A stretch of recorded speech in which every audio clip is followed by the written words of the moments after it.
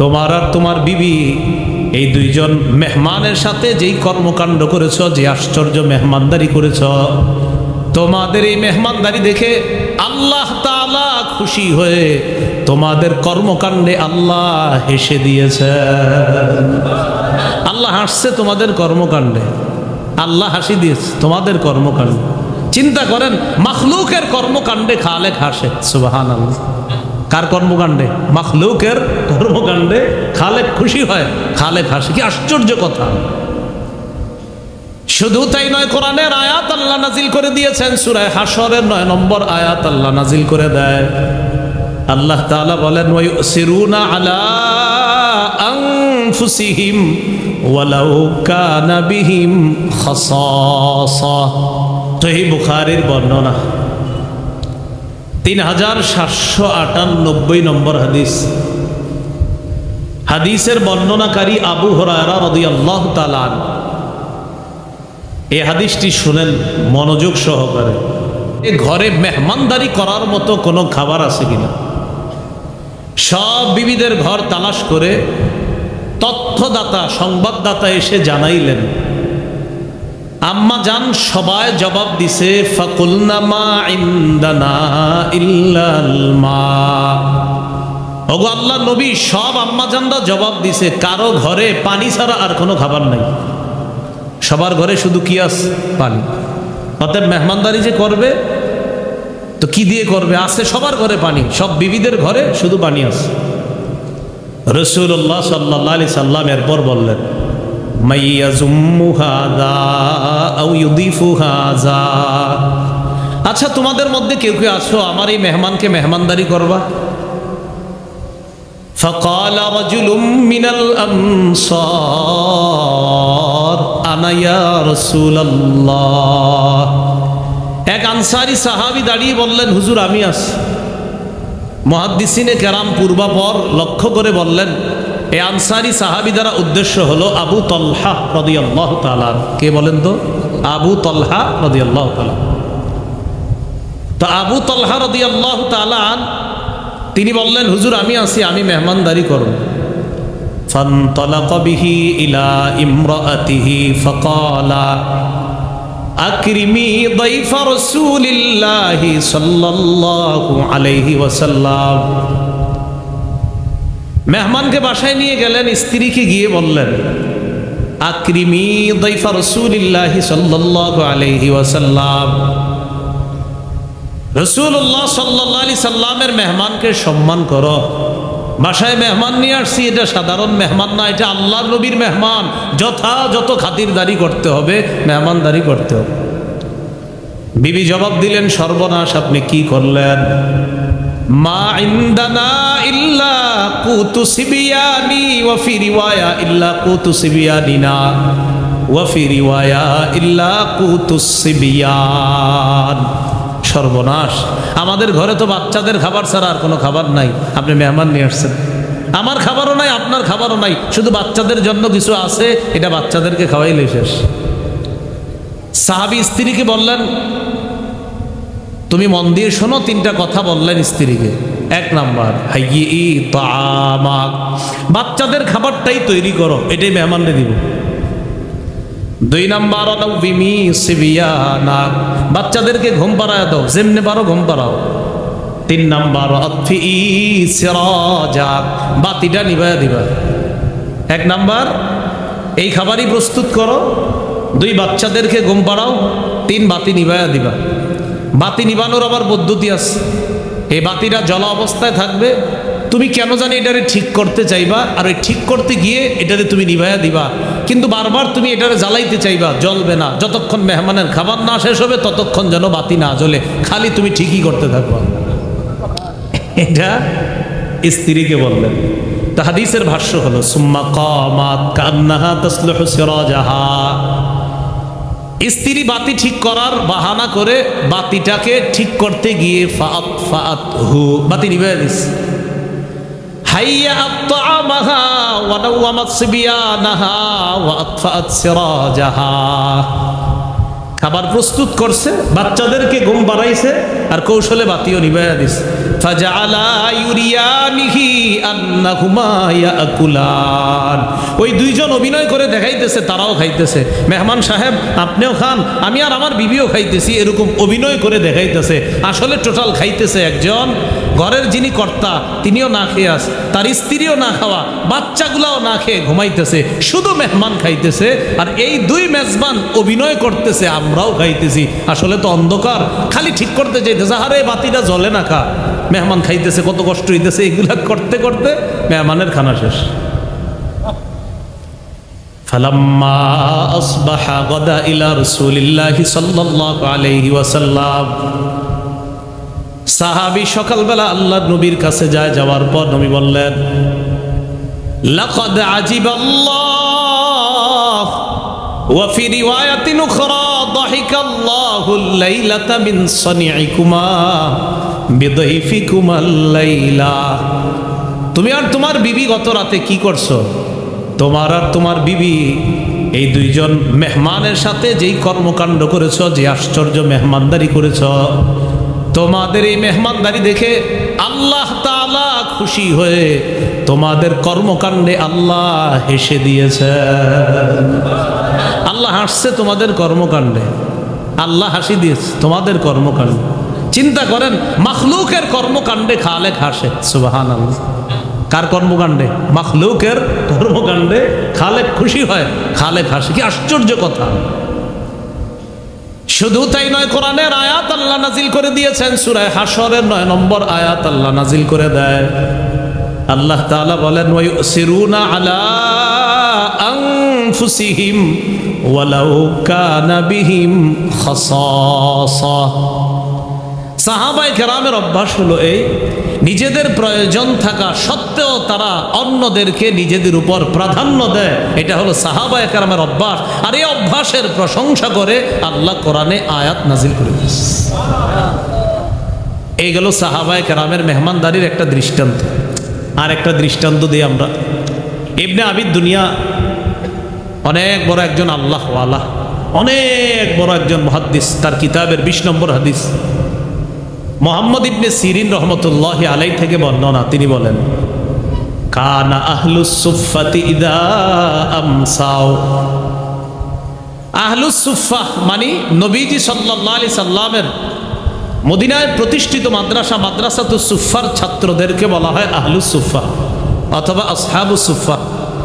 এখন আপনারা যারা হজে যাবেন বা উমরায় যাবেন, আল্লাহ সকলকে যাওয়ার তৌফিক দান করুন। তো হজে বা উমরায় গেলে মসজিদে নববীতে গিয়ে দেখবেন একটা জায়গা পিতলের কালারের মতো একটা শিকল দিয়ে এটা ঘেরাও করা আছে। ছোট্ট এই জায়গাটায় সাহাবায়ে কেরাম ক্লাস করতেন, আর নবীজি তাদেরকে ক্লাস করাইতেন। ওই মাদ্রাসারই ছাত্র আবু হুরায়রা রাদিয়াল্লাহু তাআলা আনহু, তিনি এই মাদ্রাসায় থেকে পড়াশোনা করতেন। তিনি বলেন, আলা মিল ইবাতনি, আমি পেটে ভাতে পড়াশোনা করতাম। পেটে ভাতে মানে পাইলে খাইতাম, না পাইলে না খাইতাম। ওই যুগেই সাহাবায়ে কেরাম জিজ্ঞাসা করছে, তুমি নবীরে পাইলে এত কম, হাদিস এত বেশি কিভাবে বলো? মাত্র 3 বছর নবীজির ছাত্র ছিলেন। কয় বছর? 3 বছর। অথচ হাদিসের কিতাব খুলবেন, আবু হুরায়রা নামটা পাবেন না, হবে না, এই নাম পাবিনি আপনি। তো উনি বলেন, আমি পেটে ভাতে নবীর কাছে পড়ে থাকতাম, নবীজি খাইলে আমি খাইতাম, নবী না খাইলে আমি খাইতাম না, এইভাবেই চলত। তো এই মাদ্রাসার ছাত্ররা আহলুস সুফফা বলা হয় বা আসহাবুস সুফফা। মক্কা নবীজির একটা মাদ্রাসা ছিল, এটার নামও আপনারা মনে রাখবেন, দারুল আরকাম। কি নাম? আরকাম। এটা ছিল মক্কায়। তো যাই হোক, মদিনার ওই মসজিদের মাদ্রাসার যে ছাত্ররা, প্রতিদিন সন্ধ্যা যখন হতো, ইনতালাকার রাজুলু বির রাজুলি ওয়ার রাজুলু বির রাজুলাইন ওয়ার রাজুলু বিল খামসা। একজন সাহাবী ওই মাদ্রাসার একজন ছাত্রকে বাসায় নিয়ে যাইতেন মেহমান হিসাবে। সুবহানাল্লাহ। কোন সাহাবী 2 জন ছাত্রকে নিয়ে যাইতেন। জায়গির লজিং এর সিস্টেম আছে না এখনো গ্রামে? মাশাআল্লাহ, এই লজিং। তো কোন সাহাবী একজনকে নিয়ে যাইতেন, কোন সাহাবী 2 জনকে।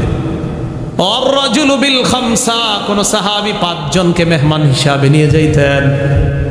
فأما سعد بن عبادة فكان ينطلق ب80 كل ليلة।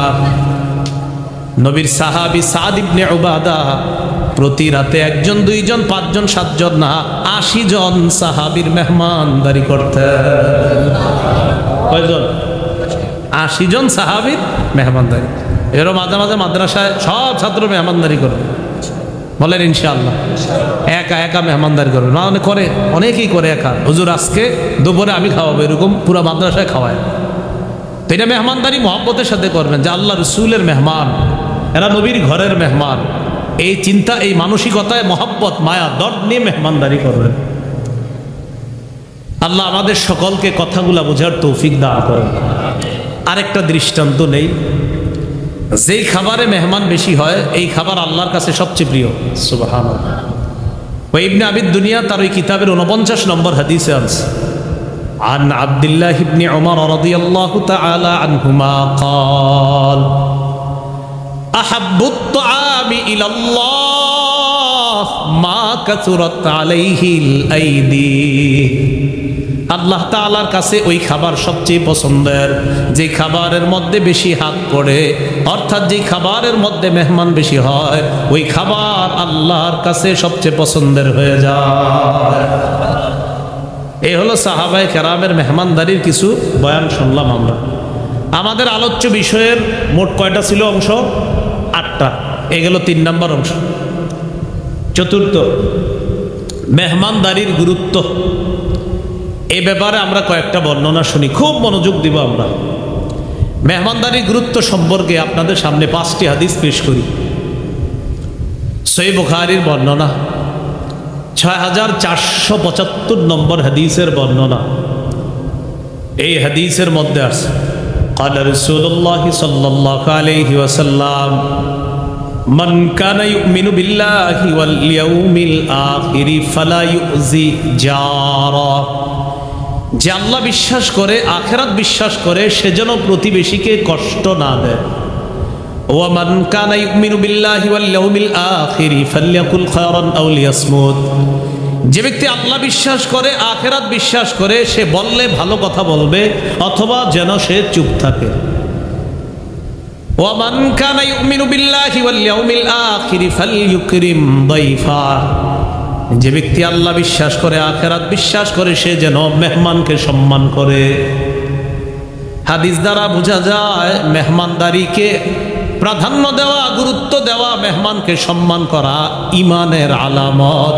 মেহমানকে সম্মান করা মানে এই লোকটা যে মুমিন, এই মুমিন হওয়ার পরিচয় বহন করে। মুমিন, খাঁটি মুমিনের একটা এটাও পরিচয় যে মেহমানকে সম্মান করা। সহিহ বুখারীর বর্ণনা 1975 নম্বর হাদিস, 1975। রাসূলুল্লাহ সাল্লাল্লাহু আলাইহি সাল্লামের একজন সাহাবী নাম আব্দুল্লাহ ইবনে আমর ইবনুল আস রাদিয়াল্লাহু তাআলা আনহুমা। এই সাহাবীর ব্যাপারে নবীজির কাছে একটা অভিযোগ গেছে। অভিযোগ কি? হুজুর, আপনার এই সাহাবী সারা রাত তাসুমুন নাহার। আচ্ছা, তুমি সারা রাত নাকি নফল নামাজ পড়ো, সারাদিন রোজা রাখো, কথা সত্য? সাহাবী জবাব দিলেন, হুজুর জি সঠিক, এই কথাটা সঠিক, আমি সারা রাত তাহাজ্জুদ করি, সারাদিন নফল রোজা রাখি। নবীজি বললেন, এটা করবা না। সুম ওয়া আফতির ওয়া কুম ওয়া নাম। রাসূলুল্লাহ সাল্লাল্লাহু আলাইহি সাল্লাম বললেন, তুমি মাঝে মাঝে নফল রোজা রাখবা, ওয়া আফতির মাঝে মাঝে রাখবা না, ওয়া নাম রাতের কিছু অংশে ঘুমাও, ওয়া কুম কিছু অংশে তাহাজ্জুদ পড়ো। সারা রাত পড়বা না, কিছু অংশে ঘুমাইবা, কিছু অংশে তাহাজ্জুদ পড়বা। প্রতিদিন নফল রোজা রাখবা না, মাঝে মাঝে নফল রোজা রাখবা, মাঝে মাঝে রাখবা না। কেন এটা বললেন নবীজি? এরপর বলতেছে, ইন্নালি জাসাদিকা আলাইকা হাক্কা। জেনে রাখবা তোমার শরীরের উপর তোমার হক আছে। ওয়া ইন্নালি আইনিকা আলাইকা হাক্কা, তোমার চোখের উপর তোমার হক আছে। ওয়া ইন্নালি জাওজাতিকা আলাইকা হাক্কা, তোমার বিবির উপর তোমার হক আছে। ওয়া ইন্নালি যাওরিকা ইয়ানি লিদাইফিকা আলাইকা হাক্কা, তোমার মেহমানের উপর তোমার হক আছে। তুমি যদি সারাদিন নফল রোজা রাখো তো মেহমানের হককে আদায় করবে, মেহমানের মেহমানদারি তো তুমি গুরুত্ব দিবা না। এই জন্য মনে রাখবা, তোমার শরীরের হক আছে, তোমার চোখের হক আছে, তোমার বিবির হক আছে, তোমার মেহমানের হক আছে। এরপর রাসূলুল্লাহ সাল্লাল্লাহু আলাইহি সাল্লাম বললেন, যকান্ত যদি তোমার রোজা রাখতে হয়, মাসে 3টা রোজা রাখবা, 13, 14, 15 আইয়ামে বীজের এই 3টা রোজা রাখবা। কয় হুজুর আমি যদি এর চেয়ে বেশি রাখতে চাই, নবীজি বললেন তাহলে দাউদ নবীর রোজা রাখো, একদিন রোজা আর একদিন রোজা রাখবা না, এটা উত্তম রোজা। এটা দাউদ নবী রাখতেন, একদিন রোজা রাখতেন আর একদিন রাখতেন না। তুমি সর্বোচ্চ এটা করতে পারো, কিন্তু নিয়মিত নফল রোজা রাখবা এটা করবা না। মাঝে মাঝে রাখবা, মাঝে মাঝে রাখবা না। সারা রাত তাহাজ্জুদ পড়বা এমন না, কিছু অংশে ঘুমাবা, কিছু অংশে তাহাজ্জুদ পড়বা। কেন? নবীজি 4টা হকের কথা বললেন, এর মধ্যে একটা হলো মেহমানের হক আছে। কার হক আছে? মেহমানের হক আছে। এই জন্য মেজবান সাহেব যদি রোজা রাখে, নফল রোজা, মেহমান যদি খাইতে আসে, বলেন তো কি বলবে? কি ব্যাপার আপনি বসছেন না কেন ভাইজান? তখন যদি বলেন আমি নফল রোজা রাখছি, রোজাদার, উনি একটু কষ্ট পাবে। তো এই জন্য নবীজি বললেন মেহমানের হক আছে। এইখানে মাসালা আছে, টেনে গুরুত্ব বোঝানোর উদ্দেশ্য। এরপরেও রাখলে যে গুনাহ হবে এমন না। বাকি এখানে আপনার মেজবান মেহমান যারা থাকবে, তো যেদিন মেহমান আমার বাড়িতে আসবে আগে থেকেই তো আমার জানা আছে, ওই দিন নফল রোজা না রাখা, যেন তাকে ভালোভাবে আপ্যায়ন করা যায়। রাখলে কিন্তু গুনাহ হবে না। আরেকটা হাদিস শুনি, আবু দাউদের বর্ণনা, 3750 নম্বর হাদিস। এই হাদিসে আছে قال رسول الله صلى الله عليه وسلم ليلة الضيف حق على كل مسلم। অন্তত এক রাত মেহমানদারি করা প্রত্যেকটা মুসলমানের উপর হক, কর্তব্য। ফামান আসবাহা বিফিনাইহি দাইফুন, অতএব তোমাদের কারো আঙিনায় যদি মেহমান উপস্থিত হয়ে যায়, ফাহুয়া আলাইহি দাইনুন, ওই ব্যক্তির জন্য ঋণ পরিশোধ করার মতো মেহমানদারি করা তার উপর কর্তব্য হয়ে যায়। ঋণ পরিশোধ করা যেমন কর্তব্য, অন্তত এক রাত তোমার উপর কেউ মেহমান হলো তোমার বাসায়, তার মেহমানদারি করা ওই ঋণ পরিশোধের মতো মেহমানদারি করাটাও কর্তব্য হয়ে যায়। তাহলে এখান থেকেও মেহমানদারির গুরুত্ব বুঝে আসে। আরেকটা হাদিস শুনি আমরা, সহিহ বুখারীর 6137 নম্বর হাদিসের বর্ণনা। এই হাদিসটা শুনলে একটা অংশে আপনাদের হাসি উঠবে, বাকি গুরুত্ব বুঝে আসবে। দেখেন, সাহাবায়ে কেরামের একদল আইসা নবীজিরে বললেন, হুজুর অমুক এলাকায় গেছি, আমাদেরকে মেহমানদারি করে না। فقال رسول الله صلى الله عليه وسلم إن نزلتم بقوم فأمروا لكم بما ينبغي للضيف فاقبلوا। তোমরা যখন কোনো এলাকায় মেহমান হও, এলাকাবাসী যদি তোমাদের জন্য যথাযথ মেহমানদারির ব্যবস্থা করে, আপ্যায়নের ব্যবস্থা করে, ওই মেহমানদারি তোমরা গ্রহণ করবা, ওই মেহমানদারি তোমরা গ্রহণ করবা। ওয়া ইল্লাম ইয়াফআলু, এলাকাবাসী যদি মেহমানদারির আয়োজন না করে, এলাকাবাসী যদি মেহমানদারির আয়োজন না করে, এমন এলাকায় গেছো যেখানে তারা মেহমানদারির আয়োজন যদি না করে, ফাখুযু মিনহুম হাক্কাদ দাইফ, তাদের কাছ থেকে মেহমানদারির হক আদায় করে নিবা। কি করে নিবা? মানে এটা গুরুত্ব দিলেন যে মেহমানদারির হক আদায় করে নিবা, এরা যদি মেহমানদারি না করে। এখান থেকে নবীজি আসলে মেহমানদারির গুরুত্বটা বুঝাইতেছে যে এত দূর থেকে মেহমান আসবে, কেন মেহমানদারি হবে না? আল্লাহ আমাদেরকে কথাগুলা বোঝার তৌফিক দান করে। আমি কিন্তু আবার আমারে বুঝাইতেছি না বিষয়টা, বলা যে আমি দূর থেকে আসি, আমি খাবার নিয়ে আসি গাড়িতে করে, গাড়িতে আজকেও খাবার নিয়ে আসছি, এই এশার নামাজের একটু আগে আমি খাবার খাইছি, খেয়ে আসা পড়ছি। তো বিষয়টা মাথায় এলেন না, মনে হয় হের কথা কইতেছে, এরকম না। কিন্তু আরেকটা বর্ণনা শুনি আমরা, সহিহ বুখারীর 6139 নম্বর হাদিস। আগের হাদিসটা হলো 137, 6137, এটা হলো 6139। এই হাদিসটা বুঝে আসবে আপনাদের গুরুত্ব। আগে দুইজন সাহাবীর নাম আমরা একটু মুখস্থ করি। একজনের নাম সালমান ফারসি রাদিয়াল্লাহু তাআলা, আরেকজনের নাম আবু দারদা। ওলামা হযরতরা বলার প্রয়োজন নাই, অন্য যারা আছেন একটু আমার সাথে মুযাকারা করেন, বলেন সালমান, আবু দারদা রাদিয়াল্লাহু আনহুমা। তাহলে কয়জন সাহাবীর নাম জানলাম আমরা? দুইজন, একজন সালমান ফারসি রাদিয়াল্লাহু তাআলা আন, আরেকজন আবু দারদা রাদিয়াল্লাহু তাআলা আন। রাসূলুল্লাহ সাল্লাল্লাহু আলাইহি সাল্লাম এই দুই সাহাবীর মাঝে ভ্রাতৃত্ব তৈরি করে দিয়েছে। নবীজি ওই মদিনায় সাহাবীরা যাওয়ার পর কি করছে? দুই সাহাবীর মধ্যে ভ্রাতৃত্ব তৈরি করে দিতেন। এক সাহাবী আরেক সাহাবীর বাড়িতে কাজ করবে, খেতে খামারে কাজ করবে, একসাথে সব কিছু করবে, আর তারা এটা বন্টন করে খাবে। আর সাহাবায়ে কেরামও তারা কেমন, আনসার সাহাবী যারা ছিলেন, তারা সত্যি সত্যি এইভাবে ভ্রাতৃত্বের বন্ধন, তারা আপন ভাই ভাইয়ের সাথে যা করে, তারাও ঠিক ভ্রাতৃত্বের বন্ধন এমনভাবে কায়েম করেছিল যে তারা জমি জামা ক্ষেত খামার ইত্যাদি যখন করত, মিলেমিশে করত, ফসল হওয়ার পর তারা সবাই মিলেমিশে খাইতো। আসলে কিন্তু খ্যাত ছিল একজনের, কিন্তু নবীজি ভ্রাতৃত্ব তৈরি করে দিছে। আখান নবী সাল্লাল্লাহু আলাইহি ওয়াসাল্লাম বাইনা সালমান ওয়া বাইনা আবি দারদা রাদিয়াল্লাহু তাআলা আনহুমা। সালমান এবং আবু দারদা এই দুই সাহাবীর মাঝে ভ্রাতৃত্বের সম্পর্ক নবী তৈরি করে দিলেন। ফাজারা সালমান আবু দারদা, একদিন সালমান ফারসি আবু দারদা রাদিয়াল্লাহু তাআলা আনহুর বাড়িতে মেহমান হয়ে গেলেন। ফারা উম্মাদ দারদা মুতাবাদদিলাতা, আবু দারদার স্ত্রীর গায়ে দেখলেন ময়লা কাপড় চোপড়। প্রশ্ন করলেন, মাশা নুকি, কি ব্যাপার, আপনার শরীরে ময়লা কাপড় চোপড় কেন, আপনার এই অবস্থা কেন? আবু দারদার বিবি জবাব দেয়, আখুকা আবু দারদা লাইসা লাহু হাজাতুন ফিদ দুনিয়া, আপনার ভাই আবু দারদার দুনিয়ার কোনো খবর নাই, বিবি কোথায়, কে কোথায়, কোনো খোঁজ খবর নেয় না, এই জন্য আমার অবস্থা এই কথা বললেন। একটু পরে আবু দারদা বাড়িতে আসছে। খুব বুঝছেন, আবু দারদা রাদিয়াল্লাহু তাআলা আনহুর বাড়িতে সাক্ষাতে আসছে সালমান। তাহলে মেহমানকে সালমান আর মেজবানকে আবু দারদা। আবু দারদা রাদিয়াল্লাহু তাআলা আন বাসায় আসার পর সানা আলাহু তাআমা, খাবার তৈরি করছে, করার পর খাবার সালমান ফারসি রাদিয়াল্লাহু তাআলা আনহুর সামনে দিছে। দেওয়ার পর আবু দারদা বললেন, কুল ফাইন্নি সাইম, ও সালমান আপনি খাবার খান, আমি রোজাদার। তাহলে মেজবান বললেন, আমি রোজাদার, মেহমান আপনি খাবার খান।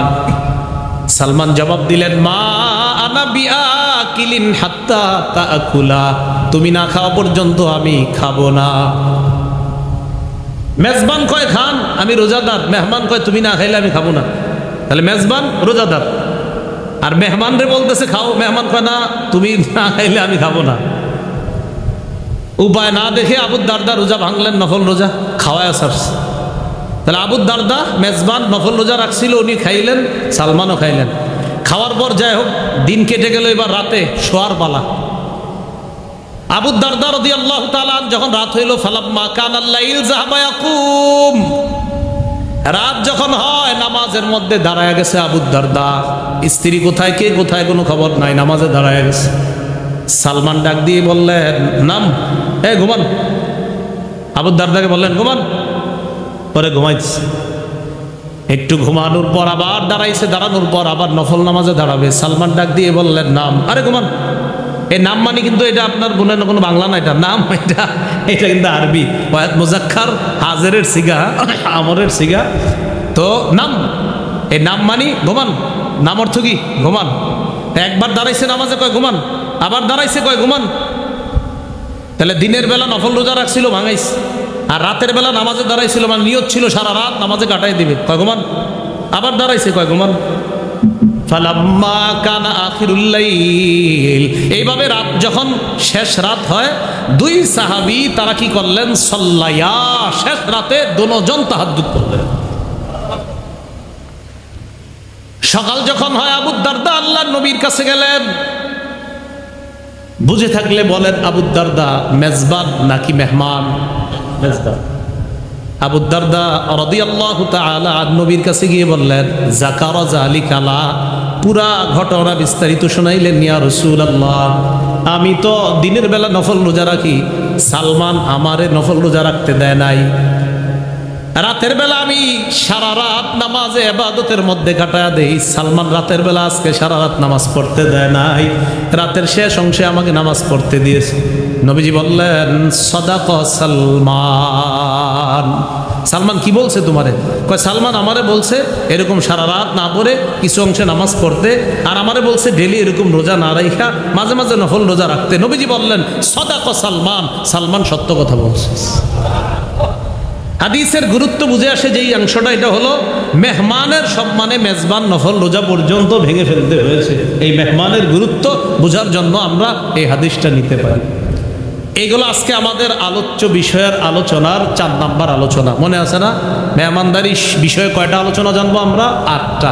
4 নাম্বার গেল মেহমানদারির গুরুত্ব। 5 নাম্বার আলোচনা মেহমানদারির ফজিলত। মেহমানদারির কি ফজিলত, এ ব্যাপারে কয়েকটি হাদিস শুনি আমরা। তিরমিজির বর্ণনা 1855 নম্বর হাদিস। এই হাদিসে আছে, ক্বালা রাসূলুল্লাহ সাল্লাল্লাহু আলাইহি ওয়াসাল্লাম, উ'বুদুর রহমান ওয়া আত'ইমুত তাআম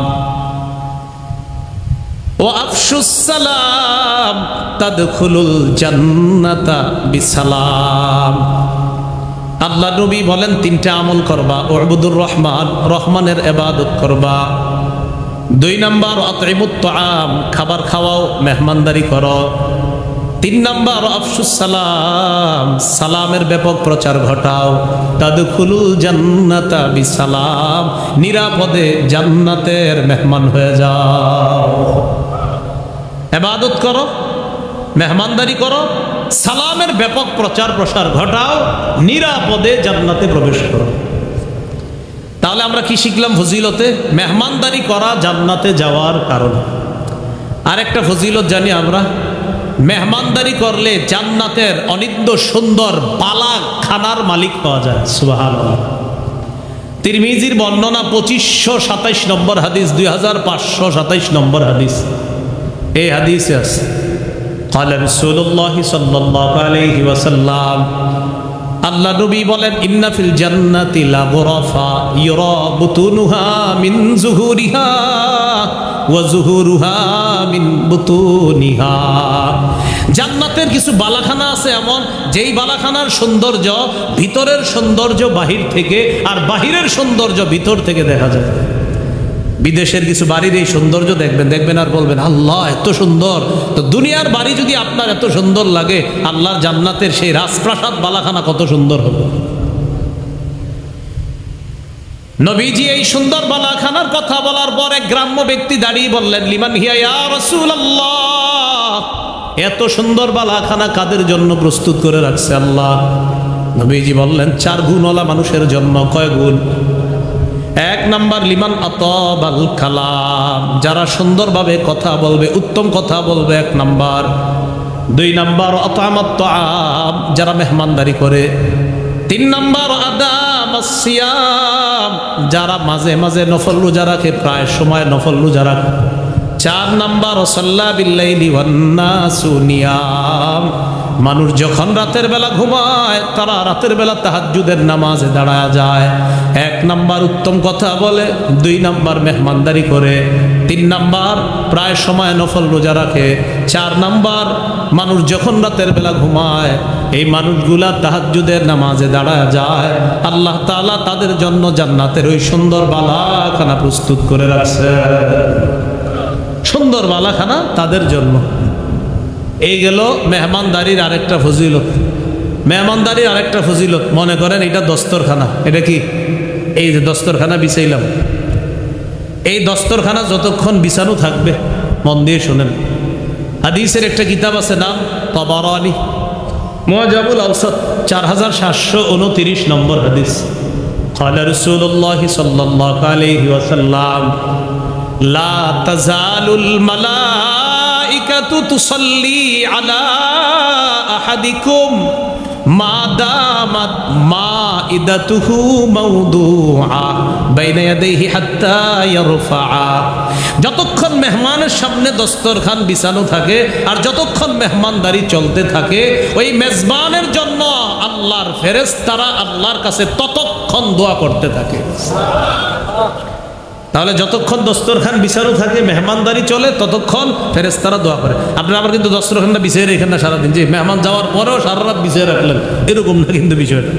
মানে মেহমানদারি চলবে, তাদের জন্য ফেরেশতারা আল্লাহর কাছে দোয়া করতে থাকে। এই হলো ফজিলত। এই ফজিলতগুলো যেন আমরাও কামাই করতে পারি, আল্লাহ তৌফিক দান করে। কয়টা আলোচনা হবে? 8টা। গেল কয়টা? 5টা গেল না? হ্যাঁ। 1 নাম্বার মেহমানদারি কোন নবীর সুন্নত? ইব্রাহিম নবী। 2 নাম্বার আমাদের নবীর সুন্নত। 3 নাম্বার সাহাবায়ে কেরামের সুন্নত। 4 নাম্বার গেল গুরুত্ব। 5 নাম্বার গেল ফজিলত। 6 মেহমানদারির যে খাবারটা, ওই খাবারের কি পরিমাণ বরকত। এই বরকত আমরা যদিও দেখি না, কিন্তু বরকত আছে। কিন্তু সাহাবায়ে কেরামের কাউকে আল্লাহ ওই বরকত সচক্ষে দেখায় দিচ্ছে। সুবহানাল্লাহ। এটা হলো কারামত। বলেন এটা কি? কারামত। সহিহ বুখারীর 6141 নম্বর হাদিস। এই হাদিসটা শোনার আগে একজন সাহাবীর নাম সবাই জানেন, তারপরেও শ্রদ্ধার সাথে একবার বলি। বলেন, আবু বকর সিদ্দিক রাদিয়াল্লাহু তাআলা আনহু। তো সবাই তো আমরা এই সাহাবীর নাম, পৃথিবীর নবীদের পরে সবচেয়ে শ্রেষ্ঠ মুসলমানের নাম কি? আবু বকর সিদ্দিক রাদিয়াল্লাহু তাআলা। আবু বকর সিদ্দিক রাদিয়াল্লাহু তাআলা আনহুর ছেলের নাম আব্দুর রহমান। ক্বালা আব্দুর রহমান ইবনু আবি বকরিন, আব্দুর রহমান ইবনে আবু বকর ঘটনাটা আমাদেরকে শোনাইতেছে। তিনি বলেন, যা আবু বকরিন বিদাইফিন লাহু আও বিআদিয়াফিন লা। একদিন আবু বকর সিদ্দিক রাদিয়াল্লাহু তাআলা একজন অথবা কিছু মেহমান নিয়ে বাসায় আসছে। বাসায় আসার পর উনি কি করছে? মেহমানকে বাসায় রাইখা সন্ধ্যায় নবীর কাছে গেছে, মানে মেহমানদেরকে বাড়িতে রাইখা উনি গেছে নবীজির কাছে। তো এই দিক দিয়ে নবীজির কাছে যাওয়ার পর উনি আসতে আসতে একটু লেট হয়ে গেছে। রাতে যখন বাসায় আসছে, আবু বকর সিদ্দিকের স্ত্রী আবু বকর সিদ্দিক রাদিয়াল্লাহু তাআলা আনহুকে বললেন, আপনি কোথায় ছিলেন? ইহতাবাস্তা আন আদিয়াফিক অথবা আন দাইফিক। আপনি নিজেরে কোথায় রাখলেন মেহমানদের থেকে? মেহমানদেরকে বাড়িতে রেখে কোথায় চলে গেলেন? আবু বকর সিদ্দিক রাদিয়াল্লাহু তাআলা আনহু বললেন, মা আশাইতিহিম, তাদেরকে কি তুমি এখনো রাতের খাবার দাও নাই? ভাই এ দুটো কথা সবার বুঝে আসছে তো? মানে তিনি ছিলেন না তো বলতেছে, তার মানে কি আমি ছিলাম না বলে কি মেহমানদেরকে খাবার দাও নাই? কয় বিষয়টা এমন না, আপনি ছিলেন না, মেহমানদেরকে খাবার দেই কি করে? তখন আবু বকর সিদ্দিক কি করলেন? উনি রাগ করলেন, গদিবা আবু বকরিন, রাগ করলেন, ফাসাব্বা, উনি বকাঝকা করলেন। শুধু বকাঝকা না, হালাফা আল্লাহ ইয়াতামা, উনি শপথ করে ফেললেন, তোর আমি খাবো না আজকে। উনি শপথ করলেন, আমি আজকে খাবো না, তুমি মেহমানরা এখনো খাবার দিলা না। এই কথা বললে আব্দুর রহমান, ওই যে ওনার ছেলে, তা আব্দুর রহমানকে আমি বুঝতেছি যে আম্মারে বকাঝকা করার পর এখন আমারে বকাঝকা করবে, এই জন্য ইখতাবা, তো আমি লুকিয়ে গেছি আগে থেকে। আমারে আব্বা আড়াল থেকে বলতেছে, এই কোথায়? হাদিসের শব্দটা যেটা, এটার অর্থ হলো, ও হে মূর্খ, তুই কোথায়? বাবা তো সন্তানকে এটা বলতেই পারে, সাবধান, এটা কিন্তু বাবা তার সন্তানকে বলছে, আমরা বলতেছি না। এই তুই কোথায়, তুমি কোথায় ছিলে তখন?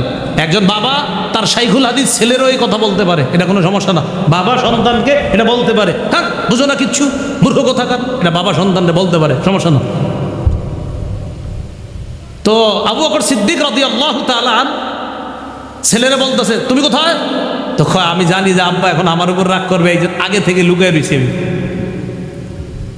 তা আব্বা শপথ করছে খাবে না। এদিক দিয়ে হালাফাতিল মারআহ, মারআ দ্বারা উদ্দেশ্য আম্মা, আম্মাও শপথ করছে, আল্লাহ তাতামা হাত্তা ইয়াতামা, যে আপনি যদি না খান আমিও খাবো না। কয়জন হইল শপথের সংখ্যা? 2 জনের। মেহমানরা শপথের কথা শুই না, হালাফু আল্লাহ ইয়াতামু, এরাও শপথ করছে আমরাও খাবো না হাত্তা ইয়াতামা। উনি বলে আমি খাবো না, মেহমানরা কয় আমি খাবো না, অথচ আল্লাহ দেখাই দিলেন, দেখছো তোমরা কোন খাবার না খেয়ে শপথ করলা, যে এই খাবার না খেয়ে কিভাবে শপথ করো, এটা তো বরকতি খাবার। সুবহানাল্লাহ, এই জন্য আল্লাহ এটা দেখাই দিচ্ছে। এইগুলো আমাদের 6 নম্বর আলোচনা। 7 নম্বর